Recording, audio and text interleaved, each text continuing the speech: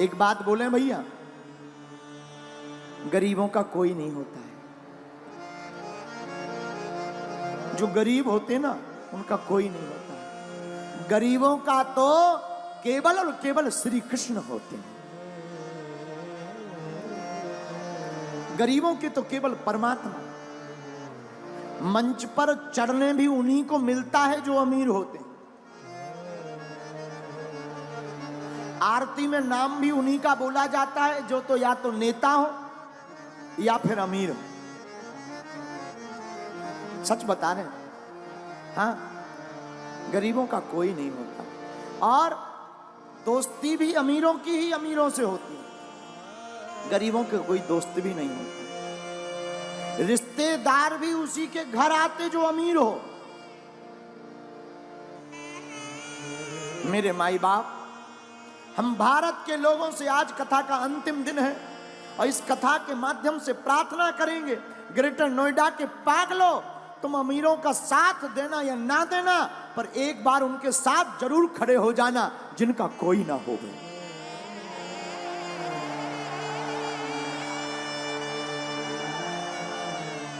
जब गरीबों की बेटी की शादी होती है ना, तो बाप जानता है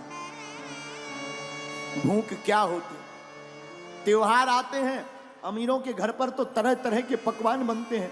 गरीबों के घर पर कभी जाकर देखना, जो बेचारे पूरी बनाने के लिए भी तरसते हैं। गरीबी बहुत बुरी बात है। भगवान गरीब किसी को ना बनाए। दूसरी बात बोले, इस संसार में लोग कर्जा भी उसी को देते हैं जो अमीर होता है। गरीबों को कर्ज भी नहीं मिलता। क्यों? क्योंकि ये चुकाएगा कहां से। लेकिन सच बात यह है, भारत के लोगों, तुमने जरूर बुरे दिन देखे हो, बुरे दिन देख रहे हो। तुम्हारा कोई ना हो, सब तुम्हारी अवहेलना कर रहे हो, तुम्हें हर जगह से दुत्कारा जा रहा हो, कोई तुम्हारा साथ ना दे रहा हो, तब भी तुम घबराना मत। एक काम करना, तुम अपने परमात्मा पर भरोसा मत छोड़ना। वो परमात्मा एक दिन तुम्हारे चेहरे पर मुस्कुराहट लाएगा।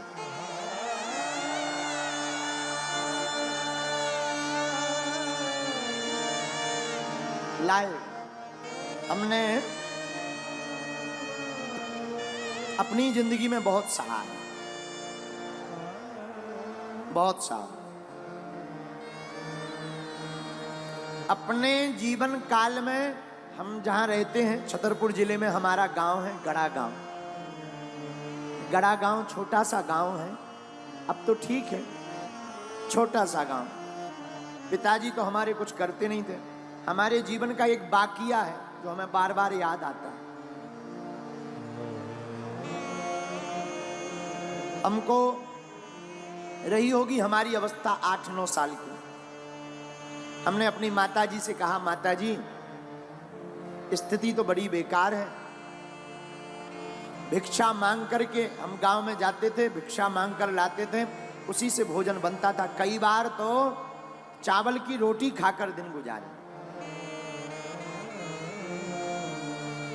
हम अपनी सत्य घटना बता रहे। एक कपड़ा पहन करके हमने सवा महीना निकाला। हमने माताजी से कहा, माँ हमारे मन में इच्छा है कि हम वृंदावन में भागवत पढ़ने जाएं। माँ बोली ठीक है। उस जमाने में 2000 रुपया मांगने के लिए हम न जाने कितने घरों पे गए, खुद स्वयं। 8-9 साल की अवस्था होगी, कितने घरों में सिर्फ 2000 रुपया मंगाने में, किसी ने नहीं दिया।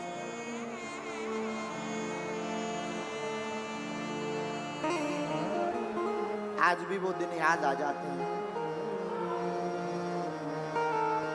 बन जाते हैं लाखों रिश्ते, जब पैसा पास होता है टूट जाता वो रिश्ता गरीबी में जो सबसे खास होता है।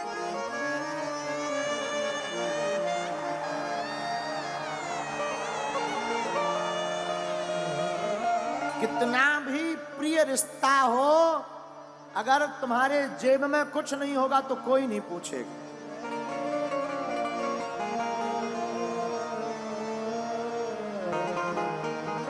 लोग तभी पूछते हैं जब तुम्हारे पास कुछ हो गए। हम भारत के लोगों से प्रार्थना करेंगे, अमीरों की बेटियों की शादी में तो लाखों के गिफ्ट लेकर तुम जाते हो, कभी मौका मिले तो उस गरीब मजदूर की बेटी की शादी में भी पहुंच जाना जिनके घर पर कोई नहीं जाता।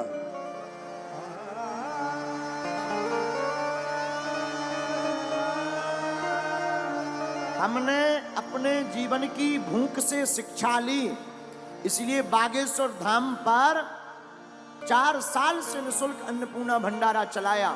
लोग हमारे पास आए, बोले भीड़ बहुत आती है, दान बहुत आता है। हमने कहा इस दान का प्रयोग हम अपनी जिंदगी में नहीं करेंगे। इस दान से जो हमने अपनी बहन के लिए विवाह में दिक्कतें सही हैं, भारत का कोई भाई वो दिक्कत ना सहे, हर साल अब हम गरीब बेटियों का विवाह करवाएंगे।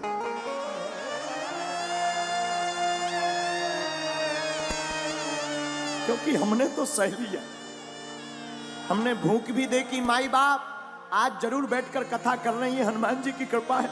हमने वो दिन भी देखे जब हमारे पिताजी का नाम लोग कार्डों में नहीं लिखवाते थे। कार्ड में इसलिए नहीं लिखवाते थे कि आएंगे तो फटे कपड़े पहन करके आएंगे।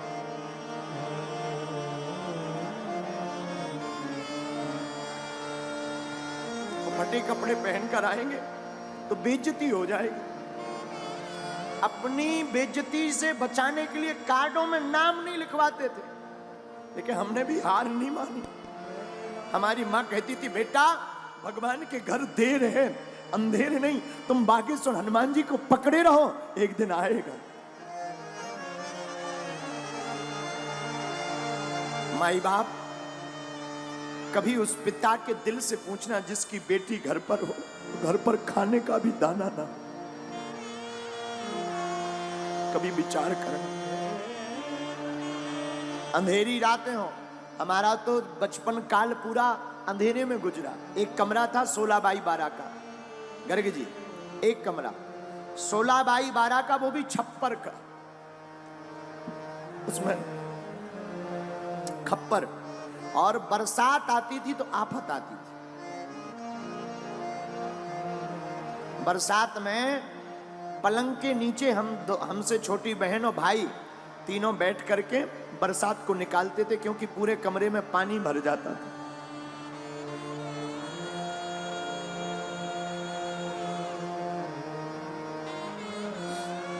माई बाप भगवान गरीबी किसी को ना दे दे, गरीबी बहुत बुरी है। इससे बड़ा अभिशाप कुछ नहीं है। कोई नहीं पूछता, न मंचों पर आने देते, न आगे होने देते, दुत्कारते अलग से हैं, रिश्तेदार पूछते नहीं हैं। इसलिए माई बाप ईश्वर गरीबी किसी को ना दे। पर हम तुमसे प्रार्थना करेंगे कि तुम्हारे गांव में परिवार में ऐसा कोई हो तो हमारी प्रार्थना है किसी का तुम साथ देना या मत देना। इस बार हमने प्रण लिया 8 मार्च 2024 को जो बेटियों का विवाह होगा, ऐसी बेटियां जिनके माँ बाप है नहीं, एकदम पिछड़ी हुई, उन बेटियों को एक एक मोटरसाइकिल देंगे। साधु हम तुमसे भारत में दान लेने नहीं आए हैं, हम धन कमाने नहीं आए। भारत के लोगों हम तुम्हारे दिल में हनुमान जगाने आए हैं।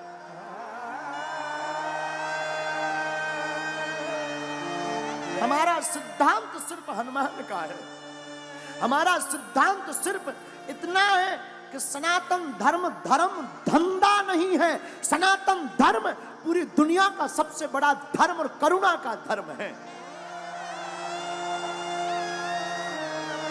इसलिए मेरे माई बाप, मेरे भारत के लोगों, ग्रेटर नोएडा के लोगों, तुम्हारा कोई साथ दे या ना दे, पर तुम कभी मत पीछे मुड़कर देखना, ना कभी रोना।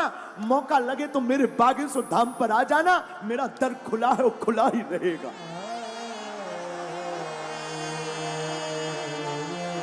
कभी मत पीछे मुड़ना। चिंता मत करना तुम, जो बीत गया सो बीत गया। हमने भी सहा, बहुत सहा, अभी अभी तक सहा। अभी भी कई बार ऐसी परिस्थितियां बन जाती, दान तो हम मांगते नहीं, कई बार परिस्थिति बन जाती है कि लोन लेना पड़ता। लेकिन एक बात बोले, हमारी माँ ने और हमारे गुरु ने हमें एक चीज सिखाई, उसका भरोसा मत छोड़ना। उसका भरोसा नहीं छोड़ा तो कभी उसने हमको किसी के सामने झोली फैलाने नहीं दिया। अब इसलिए भारत के लोगों, क्योंकि जिसके पास गरीबी होती है वही ये दुख जानता है। सबके समझ में नहीं आता माई बाप, ना ना ना। हाँ, अभी बरसात चल रही है, हमको पूर्ण याद है, अभी भी हम एक कुर्ता रखे हुए हैं अपना पुराना। वो कभी कभी हम याद कर लेते उस कुर्ता को देखकर, है तो छोटा, बहुत पुराना, हम रखे हुए हैं पर याद कर लेते हैं। माई बाप बरसात में कपड़ों की वो दुर्गंध, भीगे हुए कपड़ों की दुर्गंध। मेरे साधु, हम अपने जीवन की कथा बताकर आपको कहना ये चाह रहे, हमारे जैसे नालायक की लाज, हमारे जैसे मूर्ख की लाज, हमारे जैसे विचित्र व्यक्ति की लाज जब बागेश्वर बालाजी ने बनाई है, तो भैया तुम भी इनके चरण शरण मत छोड़ना, ये तुम्हारी भी लाज बचाएंगे।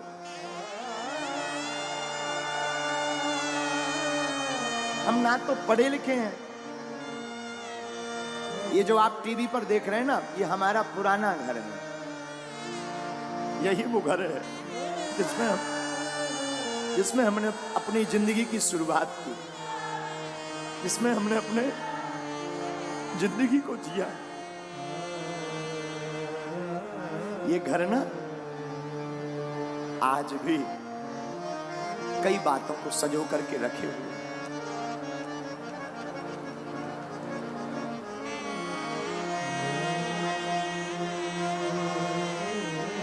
साधु, गरीब का सिर्फ और सिर्फ परमात्मा होता है, केवल राम जी हो, कोई नहीं पूछता। मुझे कौन पूछता था, तेरी बंदगी से पहले मैं खुद को ढूंढता था इस जिंदगी से।